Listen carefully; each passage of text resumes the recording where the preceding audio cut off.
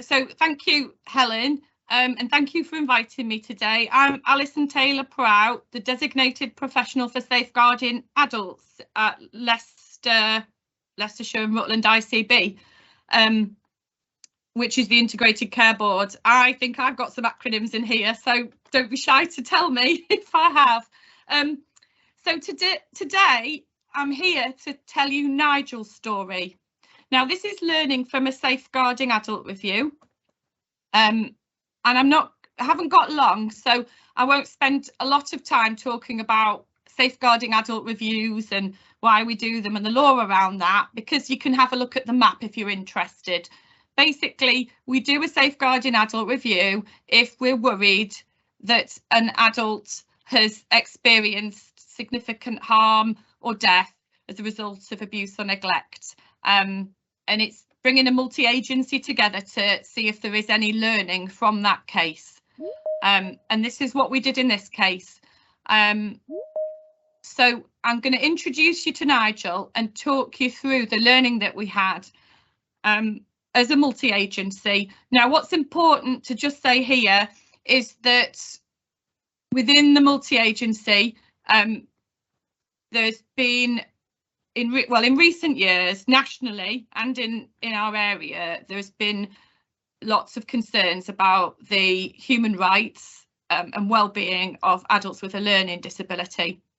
And this has played out through COVID, as we've seen increased deaths from adults with a learning disability. And this is what's happened in this case. Nigel died during COVID as a result of COVID, but also associated health problems.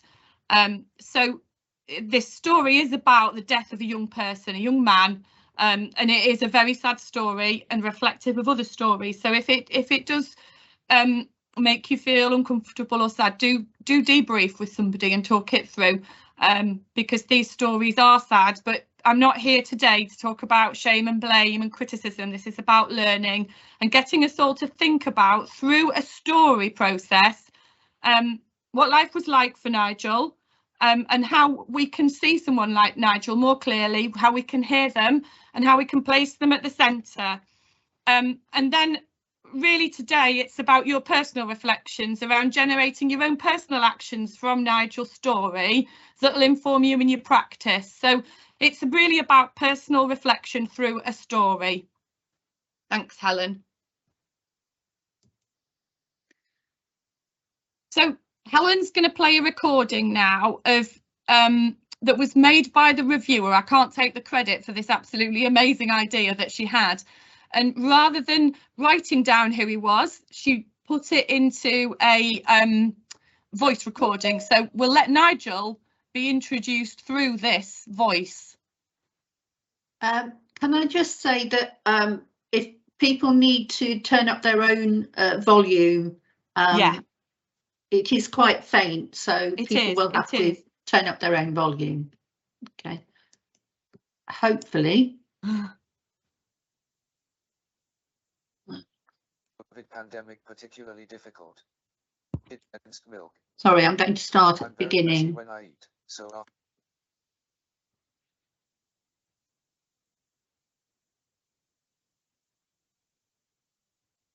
Hello everyone.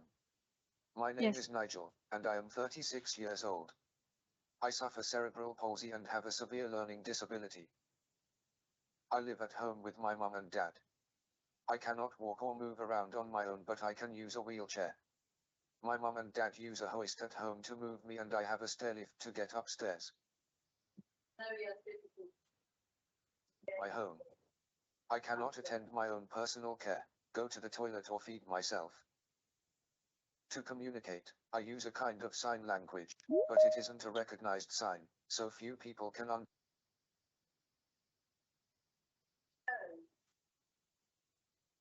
understand what I want.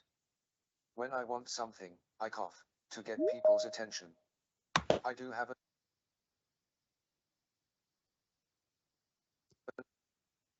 an electronic tablet to help me to communicate, but I don't like to use it. It has pictures of things like feelings, food options and timetable choices. Although I struggle to communicate, I am aware of what is being said around me. I get upset if anyone shouts, and I don't like loud noises. I easily get anxious. It helps if I am reassured. I attend a daycare center every day during the week. I have done this ever since I left school. I like to make the other people there laugh. One way I do this is by making a mess. I find it really funny to tip the art and craft materials all over the table. I love how everyone starts to laugh with me. When I was younger, I used to take my brakes off my wheelchair when no one was looking. I would shout as I rolled away, and everyone would panic and run after me. That made me laugh too. I have a lot of difficulty eating and drinking, but I love the hot chocolate I always get when I arrive at daycare. I get a big cup full, but to help me, staff pour it into my smaller cup in small amounts. I have my lunch at daycare. I don't like lumps in food, but I like mashed up frozen vegetables, with grated cheese, and mashed potato. I like to have this with something like bolognese, or mashed up fish cakes. For dessert, I love mashed up sponge pudding, with custard and condensed milk. I'm very messy when I eat, so after lunch the staff help me get clean, and then I go and play on the computer with a bowl of crisps and a Kit Kat. I have to be reminded to keep sipping my drink. I don't like changes to my routine, so I found the COVID pandemic particularly difficult. It meant that sometimes I couldn't go to daycare, and when I did, I often had to sit on my own because of the risk of infection. And less people came to chat and play with me. When people did come to me, they couldn't come close. It was different to how it used to be. I also missed going to cafes with mum and dad, and going on holiday. It all stopped because of COVID. I like to eat at the daycare center, and I like to eat at cafes, but I don't like to eat at home. A few years ago, people around me discussed whether I should have a feeding tube to help me as I am very underweight, but my mum and dad were scared that I might pull the tube out, and so didn't agree. I have special shakes to try and help me to put on weight, and I mostly like those. I have one every afternoon at daycare, but in November 2020, I started to struggle getting fluid up a straw and could only manage a small amount of fluid a day. Then in December 2020, I got a pressure sore on my hip. It was really sore, and because I can't move on my own, there wasn't anything I could do when it hurt. My mum and dad didn't want a nurse coming to the house to dress it, so I went to a nurse at the doctor's surgery instead. It made me wince when anyone touched it. We got told that I needed a new bed, and a cushion for my wheelchair, to take pressure off the sore. But these things took ages to be delivered to our house. When the bed did come, on the 29th of December, I couldn't use it straight away, as it needed adjusting. My sore kept getting worse. It wasn't all bad over Christmas though. I did get to see Santa Claus. He and Mrs. Claus came to see me and gave me a present. It made me really happy and I gave him a big smile. By January I felt really poorly. My mum and dad took me to daycare, but I was crying because I felt so bad, and couldn't tell the people around me how I felt. I couldn't eat anything. I couldn't swallow. I was shaking. I am around 5 foot 10 inches tall, but I only weighed about 5 stone. I say about, because people had to guess my weight. No one had the right equipment to weigh me. The staff at daycare phoned my mum and dad. They were going to call 111, but my mum said her and dad would come for me, and take me to the doctor. I went home and my doctor's surgery arranged for someone to come and see how I was. But I was really poorly, and I passed away the following day, in the early evening.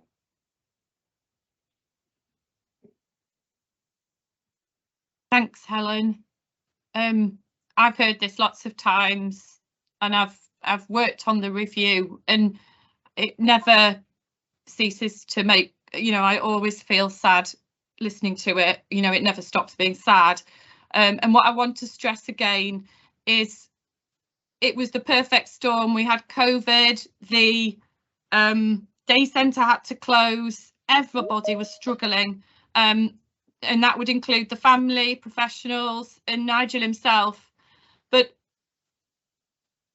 when the day centre had to close, he was really unwell, and family hadn't liked professionals coming in. So this slide talks about some of the issues that interfaced with his care, that and a really good structure had been put in place to work with the family, to engage the family and put Nigel at the centre. But what happened as a result was that there were times when his care was compromised, and this is because his parents loved him and cared for him without question, but they didn't always understand the law and processes around the law in terms of MCA and Care Act, because it didn't seem like it was explained to them and reiterated to them. And I don't think professionals always understood the MCA very well and how that interfaced with his day-to-day life. And when that crisis occurred as well, people were trying to work. But by then, he's saying here his BMI was very low. It was 9. And for people who don't work in health, that's very, very low, very emaciated. He was 6 foot tall, and that contributed to poor physical health. He wasn't getting food and nutrition. Sorry, I've just seen my colleague put MCA, mental capacity assessment. Keep pulling me up. So he didn't get equipment that he needed at times, and it wasn't in a timely way, and this might have contributed to a pressure ulcer. He wasn't eating and drinking properly. There was a structure in place that was probably not keeping him as well as it could have been, but it was working to some extent. But when that structure was lost, professionals didn't have a relationship where they could get into the home and see him in the home when he needed that urgent care and treatment. And if they were invited in, they came, but there were times where staff were criticised and they were worried about complaints, and they pulled away from asserting his care being the centre of the decision making around his weight, around his food and fluid intake, and around what should be done. So what happened was Nigel ended up not having community nursing. He ended up having care delivered in a practice, a GP practice, and that wasn't the right care for him at that time. And because people didn't understand that bigger picture, no one knew his full story, and he became very malnourished and uncomfortable. Thanks, Helen.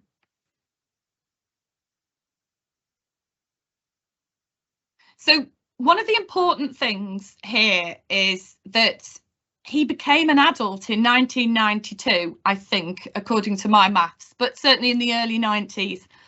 And what there's been work locally around My Adult Still My Child, and I've put the link in the presentation because work was done there around transitioning young people with disabilities into adult services, because we know that transitions are a really challenging time for everyone. It's stressful, different services, but also different laws apply to children as they do to adults, and 16 plus for the Mental Capacity Act.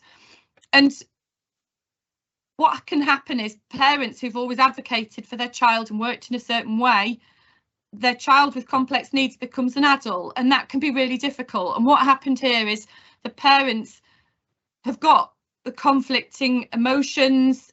They want their family life, they want their adult child to thrive in the way they believe is right, and there's nothing wrong with that. But then what can happen is legal frameworks aren't applied to the person as an adult, and people struggle to do that. So I've seen this recently in a case where an adult parent is doing their best for an adult child, but it's not working and health's deteriorating. And it's just us all understanding this so we can have these conversations and explain to parents about the law and about how we have to work with adults and put them at the centre. Yes, thank you. Somebody's put that it should be considered prior to 16. Yes, it should. So again, it's this website's really good. It applies to the transitions group, but I think anybody working with adults with disabilities who live within a family setting, it's really helpful. Thank you, Gary. So it's really important to explain the law to carers and adults and also colleagues. So I did this recently, and I wouldn't say it was an easy conversation for anyone, but I spoke to a group of professionals about understanding the Mental Capacity Act, how it interfaces with the Care Act, and how we need to work with a family to put the person at the centre. So it's just everybody making sure we understand that. And if we don't, or we're not sure, that's okay too, because we all need help and advice at times. Go to your organisation's MCA lead or safeguarding team, or get advice from somebody that you can access to help advise you around this. Thank you, Helen. So one of the things was that Nigel had a really good communication passport, but when things moved into crisis, people were focused on getting urgent care and treatment to him, and tensions were building, and it was a difficult situation anyway. But his communication strategies weren't central to communication with him and his family, and this meant that his voice was not always heard, and attempts weren't made to complete mental capacity assessments and work with him. And so it's just about remembering communication passports, asking if somebody has one so people can explain to you the best communication strategies, try and involve the person and support the person to communicate and give them the best chance to express their views where possible.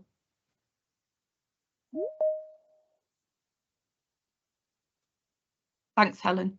Okay, so we've done several reviews around learning disabilities in LLR, so Leicestershire and Rutland, and the LEADER programme, which is a national programme around learning from the deaths of adults with learning disability and autism. Now, this has come about in recognition that this patient group suffers inequalities as a result within healthcare and are likely to die a lot younger than the general population. So this process works alongside us in safeguarding, and certainly Susie from Leicester LEADER worked with me around this case, and we're looking to tell more stories to help learning. But one of the things that's come out from this case and others is this concept of diagnostic overshadowing. So diagnostic overshadowing happens when a health professional, instead of exploring biological factors, mistakenly makes an assumption that the behaviour of a person with learning disabilities is a characteristic of their disability, rather than recognising it as a way of expressing pain or distress. And researchers have highlighted that it is particularly pertinent when new behaviours develop or existing ones increase. Now, in the local cases, what we've seen is some real concerns around people's food and fluid intake, and what's causing this, and whether it's a change in behaviour in response to environmental stresses or changes, or whether it's to do with a physical ailment. And what we need to do is make sure that we consider all factors, and care planning factors in an understanding of diagnostic overshadowing where possible. And where possible, we think about it to mitigate those risks. So has the person had all the tests they require? Have they been weighed? And if we can't weigh them for whatever reasons, because that's also been an issue, how are we monitoring their weight so that we all are assured that we're getting the accurate weights? Because in Nigel's case, we didn't know his weight. We couldn't get him to a place where he could be weighed, but there are also other strategies. For example, community nurses in a housebound person, because they would have provided him a service if they could have, they can monitor weight by measuring arm circumference and observational skills. So they've got specialist skills and knowledge. So it isn't always about getting someone weighed, it's about working with their individual care needs to make sure that we understand and know whatever we can. Thank you, Helen. So something that I'm really interested in personally is being aware of your own unconscious biases. And I think obviously if they're unconscious, it can be quite difficult.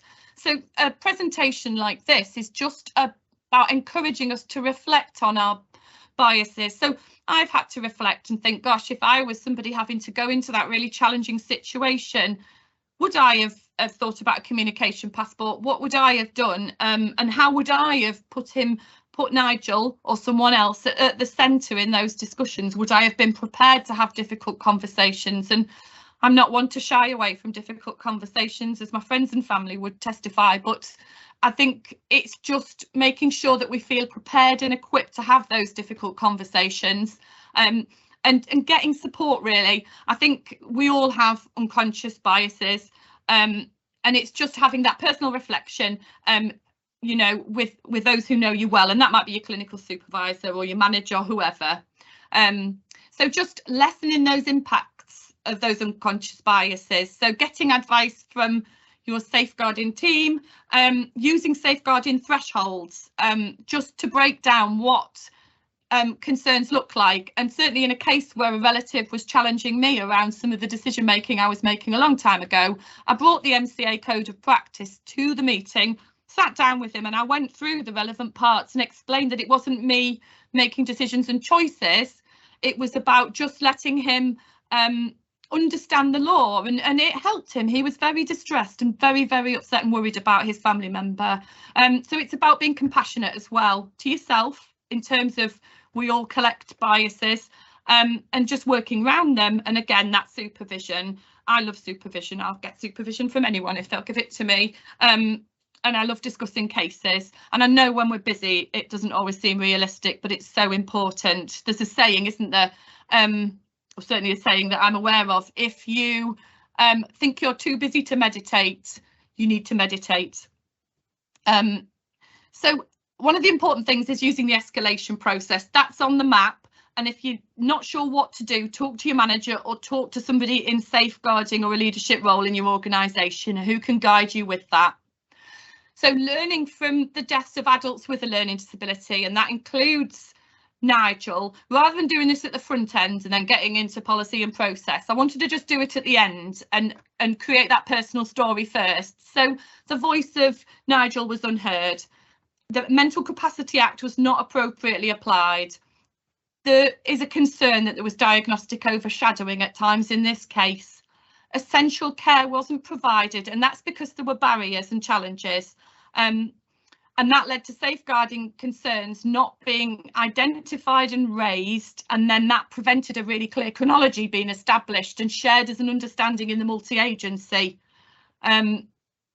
And then opportunities, again, that's linked to escalate concerns, were not taken. And I must say, certainly, having worked in safeguarding quite a long time now, these themes are repeated often. So it is just important we stop and think and try and do something differently. Thanks, Helen. So just here, this is up to you. You might, you know, go away and give no further thought to this, but just in terms of making a difference, think about any pledges that you'd like to make to yourself, share them in supervision, if you want to, and just reflect on how you could try and make a difference in these scenarios. And it might be just being open to that respectful professional challenge. It might be challenging a situation that you're a bit nervous about. And none of us get things right all the time. It's just being open. So certainly that's my reflection at the moment for my personal pledges around this.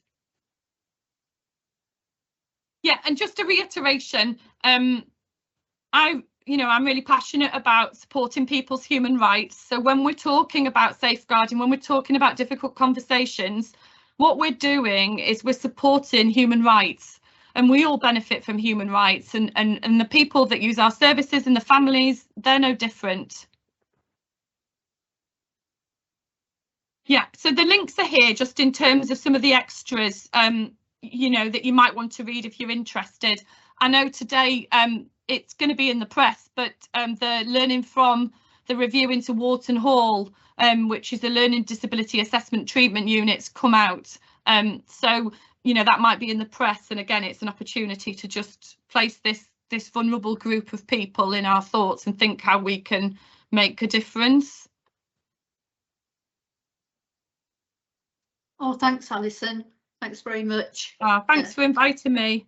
For that presentation. Just to say that this Nigel's particular case will be, the review will be published, we think, in the second or third week in February. So watch out for that. Then you can read the full report.